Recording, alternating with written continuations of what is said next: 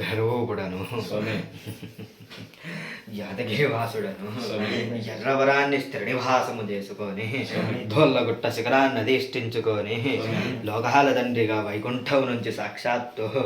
భూమికి దిగినటువంటి ప్రహ్లాదుని బ్రోచినటువంటి ఉగ్ర నరసింహుడను హిరణ్యకశక సంహారుడను కృతయుగ దైవానిని లోకాల తండ్రిని దశావతారముడైన ఉగ్ర నరసింహుడను లక్ష్మీనారాయణుడను శ్రీమన్నారాయణుడను లోకాల తండ్రిగా పాలకరడిలో పవలించే లోకాల తండ్రిని పద్మనాభుడను నేను రాజ్యలక్ష్మి చెంచు లక్ష్మీ సమేతుడిగా ఇలదైవానిగా లోకాల తండ్రినయ్యి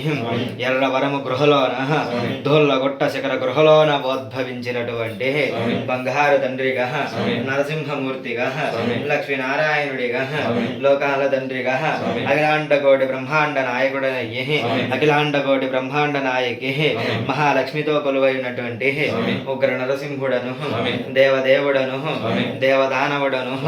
లక్ష్మీ నారసింహుడను వైకుంఠ స్థిరనివాసుడను ఎర్రవరాన్ని స్థిరనివాసము చేసుకొని కోరిన వారి కొంగు బంగారంగా అడిగిన వారికి సంతానము లేదనుకుంటా ఇచ్చుకుంటా అందరికీ ఆరోగ్యాలు ప్రసాదించుకుంటా ధర్మాన్ని పాలిస్తూ ధర్మరక్షకుడిగా లక్ష్మీ నారసింహుడిగా ఉద్భవించి ఉన్నాను. లక్ష్మీ నృసింహుడను ఉగ్ర నారసింహుడను వికృతావతారుడను నరమృగావతారుడను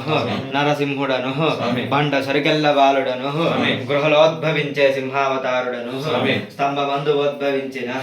సింహావతారుండనయ్యి లోకాల తండ్రిగా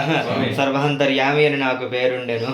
లక్ష్మీ నరసింహుడిగా ప్రతి ఒక్కరికి దీవెనలు అందించుకుంటూ